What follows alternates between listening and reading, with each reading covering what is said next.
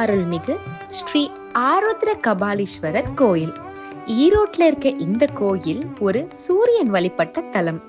மாசி 25, 26, 27 இந்த 3 நாட்களும் சூரியன் ஒளி நேராக இறைவன் மீது படுவது போல் அமையும் சிறப்பம்சம் கொண்டது. இறைவன் கிழக்கு நோக்கிய நிலையில் சுயம்பு மூர்த்தியாக காட்சியளிக்கிறார். 22ஆம் ஆண்டு மிக விமர்சையாக மகா கும்பாபிஷேகம் நடத்தியிருக்காங்க. 800 வருஷங்களுக்கு முன்னால் சோழர்களால கட்டப்பட்ட கோயிலும் இதுதான். முதல் முறையாக தமிழகத்தில் தமிழில் அர்ச்சனை செய்யப்பட்ட தலமும் இதுதான்.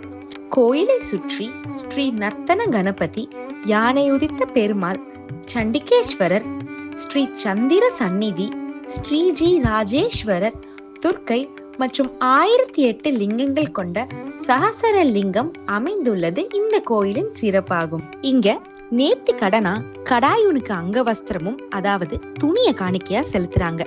மாசி மாதம் 25, 26, 27 சூரியன் வழிபாடு மிக விமர்சகையாக நடக்கும். இந்த குறிப்பிட்ட நாட்களில் சிறப்பு அன்னதானமும் போடுறாங்க.